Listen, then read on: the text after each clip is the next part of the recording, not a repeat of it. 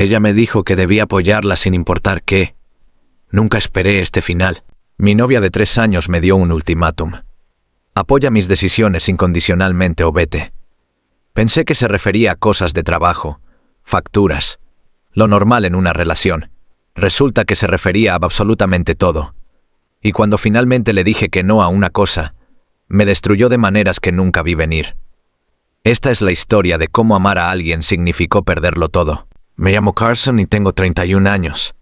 Esta es la historia de cómo aprendí que el apoyo incondicional en realidad no es incondicional. Depende de que nunca estés en desacuerdo con alguien. Y pagué un precio por finalmente poner un límite. Conocí a Victoria cuando tenía 28 años en una conferencia de marketing en Denver. Ella estaba con un puesto de su startup, absolutamente segura de sí misma, decidida. El tipo de mujer que entraba en una habitación y la dominaba. Me sentí inmediatamente atraído por su energía. Empezamos a hablar. Cenamos después de la conferencia y simplemente nunca paramos. En 6 meses nos mudamos juntos. Para el segundo año hablábamos de boda, hijos, todo el futuro. Victoria tenía una frase que decía todo el tiempo: si realmente me amas, me apoyarás pase lo que pase. Eso es ser pareja. Las primeras veces que lo dijo, asentí porque tenía sentido en contexto. Ella estaba lidiando con dramas familiares. Su negocio no iba bien, y yo genuinamente quería estar ahí para ella. Pasaba horas escuchando sus problemas. Le daba dinero cuando lo necesitaba. Reorganizaba mi horario de trabajo para acomodar sus necesidades. Pensaba que eso significaba amar a alguien, pero la meta seguía moviéndose. Empezó pequeño. Quería que terminara mi amistad con mi mejor amigo de la universidad porque, según ella, era una mala influencia. Lo traje una vez y al parecer hizo un chiste que a ella no le hizo gracia. Intenté explicarle que era ridículo, y ella me miró con lágrimas reales en los ojos y dijo: ¿entonces no me vas a apoyar en esto? Esa pregunta se convirtió en su arma. Dejé de hablar con Josh.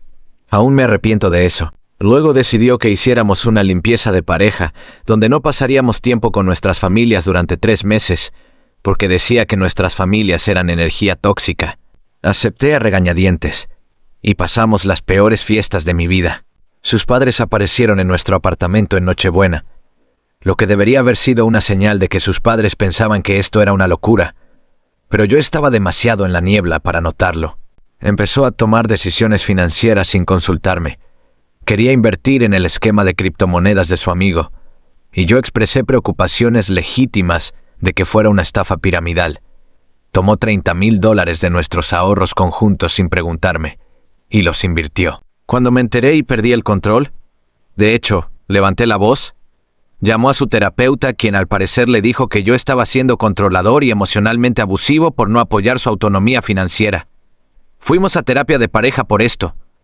El terapeuta estuvo de mi lado en que eso era infidelidad financiera, lo que ayudó temporalmente, pero Victoria solo mejoró en ocultar las cosas. Para el 3er año yo estaba funcionando con lo mínimo. La apoyaba emocionalmente, financieramente, y había cortado la mitad de mi círculo social para que ella se sintiera segura. Había dejado de ir al gimnasio con mis amigos, de jugar en la liga de softball en la que había estado durante años, de hacer básicamente cualquier cosa que no la incluyera a ella o sus necesidades. Cuando mencioné que extrañaba tener mi propia vida, lloraba y me recordaba que una verdadera pareja significa poner la relación en primer lugar, y que estaba tratando de ocultarle de todas formas. Y entonces llegó el momento que lo cambió todo. El hermano menor de Victoria se metió en problemas legales. No fue grave. Un DUI, primera infracción. Necesitaba un testigo de carácter en la corte, y me preguntó si testificaría en su nombre. Apenas lo conocía.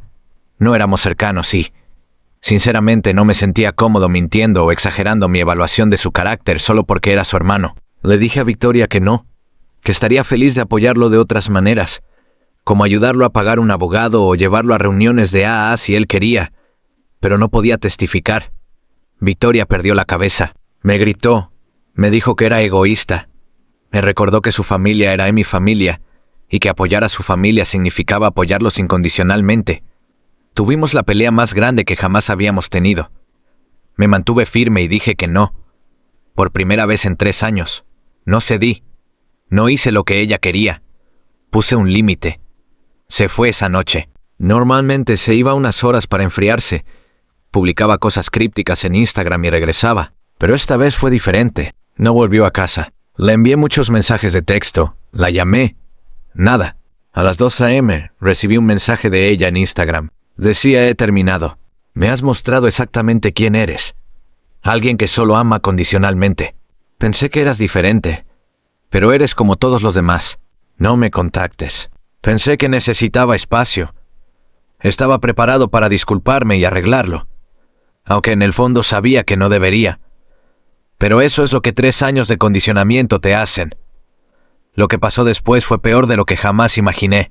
Para la mañana siguiente, Victoria ya le había contado a todo su grupo de amigas una versión de los hechos en la que yo me había negado a ayudar a su familia porque no me importaban, porque era egoísta y poco solidario. Pero omitió la petición real.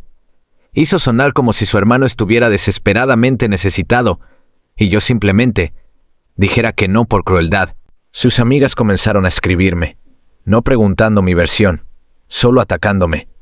Al parecer, ella les había mostrado mensajes, textos que había editado para hacerme quedar peor, y les dijo que había estado considerando dejarme durante meses, porque yo era emocionalmente agotador. Para el miércoles me había enviado un mensaje de una abogada diciendo que debía mudarme del apartamento en 2 semanas.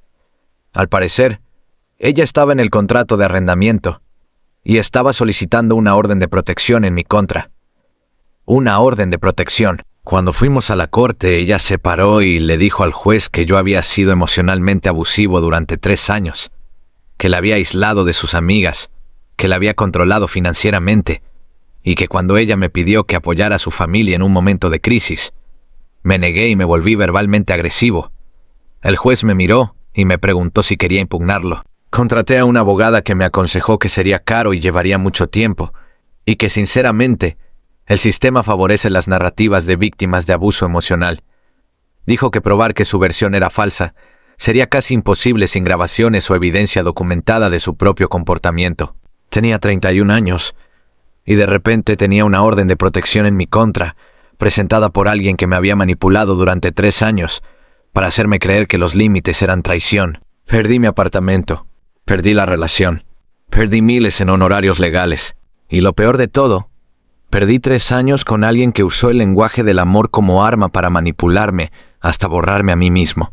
La peor parte, todavía recibía mensajes de sus amigas, meses después, diciéndome que era una mala persona y que Victoria fue muy valiente por dejar a alguien tan abusivo. Nadie quería escuchar la historia real. Mientras empacaba mis pertenencias en un almacén y me mudaba a la habitación de sobra de un amigo, tuve una revelación que dolió casi tanto como la traición misma.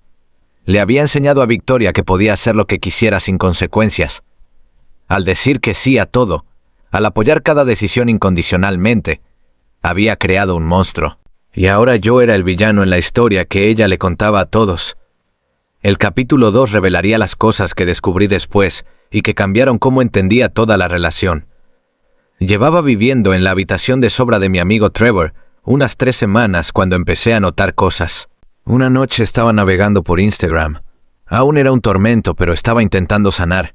Y vi una foto que Victoria publicó de ella y su hermano en una cena familiar. Se veían felices. El pie de foto decía: muy agradecida por mi familia solidaria que siempre me apoya pase lo que pase. La indirecta era clara, a diferencia de Carson. Pero había algo en esa foto que me molestaba. Al fondo, podía ver el tatuaje de su exnovia en el brazo de alguien. La ex de Victoria, Nicole, era alguien a quien nunca conocí pero cuyo nombre aparecía constantemente en nuestra relación. Victoria me había dicho que habían salido durante 2 años y que supuestamente era una situación tóxica y abusiva de la que ella había escapado. Usaba el comportamiento de Nicole como una vara de medir para lo que no quería en una relación, lo que significaba convenientemente que casi cualquier comportamiento que ella exhibía y yo cuestionaba estaba automáticamente justificado porque no era tan malo como lo que Nicole supuestamente hizo. Le escribí a mi amigo Josh, a quien ella me obligó a dejar de hablar. Era la única persona a quien le había contado toda la historia, y había sido increíblemente solidario desde que retomé el contacto con él. Le pregunté si alguna vez había conocido o sabía algo de Nicole. Su respuesta lo cambió todo. Hermano, Nicole me contactó el mes pasado en Facebook. Quería saber si estabas bien. Dijo que vio que Victoria estaba con alguien nuevo y que se sentía mal por ti. Me contó algunas cosas sobre su relación que me pusieron la piel de gallina. Josh y yo nos reunimos a tomar café a la mañana siguiente. Me mostró mensajes de Nicole. En ellos, describía casi exactamente el mismo ciclo de 3 años que yo acababa de vivir con Victoria. El aislamiento emocional, el mantra de apóyame incondicionalmente, la manipulación financiera, la orden de protección al final. Excepto que la orden de protección de Nicole aún estaba activa. Nicole vivía a 3 estados de distancia con sus padres, porque Victoria había destruido su vida de manera muy similar.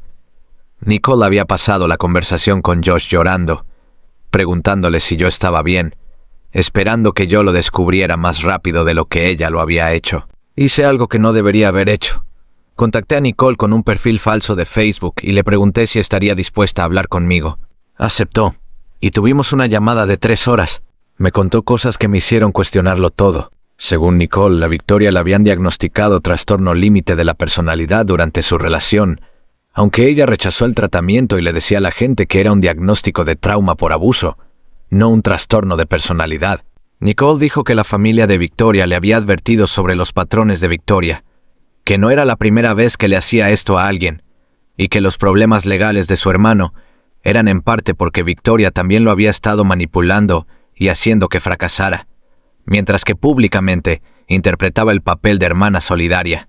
Nicole me dijo que Victoria le había contado exactamente las mismas historias sobre su exnovio anterior, alguien llamado Trevor, de hecho, que también supuestamente había sido abusivo y controlador emocionalmente. Nicole finalmente se dio cuenta de que Victoria nunca era la víctima. Ella era la arquitecta de estas narrativas. Aún más importante, Nicole me dijo que habían atrapado a Victoria en varias mentiras detalladas durante los meses en que ella finalmente se estaba recuperando de la relación. Victoria le había dicho a la gente que trabajó en algún lugar donde nunca trabajó. Afirmó que tenía dinero que no tenía y le contó a diferentes personas versiones diferentes de los hechos para mantenerlos separados e impedir que compararan historias. Pasé esa noche investigando todo lo que pude sobre trastornos de personalidad y manipulación emocional. No soy terapeuta, pero los patrones eran innegables. Cada cosa que Victoria había hecho, el aislamiento de amigos, el control financiero mientras me acusaba de controlar las finanzas, la distorsión de la realidad, el encanto y el bombardeo de amor al principio, todo encajaba en un marco específico de comportamiento manipulador. Pero esto es lo que era peor que cualquier otra cosa. El momento en que me di cuenta de que Victoria probablemente creía su propia narrativa. No estaba en casa riéndose malévolamente de haberme manipulado. Genuinamente probablemente creía que yo era abusivo, que necesitaba protegerse, que ella era la víctima. Eso es lo que lo hacía tan peligroso. Contacté a una terapeuta especializada en trauma y pasé el siguiente año haciendo el trabajo real de entender por qué había estado tan dispuesto a aceptar una relación tan disfuncional. Esa fue la parte más difícil. No darme cuenta de lo que ella me había hecho, sino entender por qué lo había permitido. La respuesta era a la vez simple y complicada. Crecí con una madre que usaba la culpa como herramienta de control, y Victoria reconoció ese patrón en mí de inmediato. Al enmarcar todo como apoyo y amor, estaba presionando exactamente los botones que mi infancia había instalado. Estaba tratando de ganarme el amor de alguien que, como mi madre, movía la meta cada vez que la alcanzaba. Sanar significaba aceptar que Victoria probablemente no era malvada. Estaba rota de una manera específica que lastimaba a todos a su alrededor. Pero eso no hacía aceptable lo que hizo. Solo lo hacía triste. Triste para mí, triste para Nicole, triste para su hermano que probablemente también estaba siendo manipulado. Y triste para Victoria, que probablemente repetiría este patrón con alguien nuevo. Unos 8 meses después de empezar la terapia, recibí una llamada de un número desconocido. Era el padre de Victoria. Me dijo que había escuchado lo que pasó entre nosotros, que había sospechado patrones similares en cómo Victoria trataba a Nicole, y que llevaba años intentando que Victoria buscara ayuda profesional sin éxito. Se disculpó por el comportamiento de su hija y me preguntó si yo estaba bien. Fue la primera vez que alguien en su vida reconocía que algo andaba mal con Victoria, no con las personas a su alrededor. Ahora tengo 32 años. He estado saliendo con alguien nuevo durante 4 meses, alguien que respeta mis límites, que quiere que tenga mis propios amigos e intereses, que se comunica en lugar de manipular. A veces todavía se siente raro estar con alguien sano. Sigo esperando que empiece la manipulación, que la meta se mueva. Mi terapeuta dice que es normal, que necesito tiempo para recalibrar mi sistema nervioso a lo que se siente una relación saludable. La orden de protección aún está en el expediente de Victoria. Nunca la impugné porque, sinceramente, para cuando tuve la evidencia y la claridad para hacerlo, solo quería seguir adelante con mi vida. Pero está ahí, un registro permanente de una relación que me enseñó una de las lecciones más difíciles. Amar a alguien incondicionalmente no significa decir que sí a todo. El amor real incluye límites, honestidad y la disposición a alejarse cuando alguien te está lastimando. A veces pienso en Nicole y espero que esté mejor. Espero que si Victoria encuentra a alguien nuevo, esa persona sea más fuerte que yo, o al menos encuentre ayuda más rápido. Espero que su hermano reciba el apoyo que realmente necesita. Pero sobre todo, estoy agradecido de haber salido. Mucha gente no lo logra. Esa es mi historia.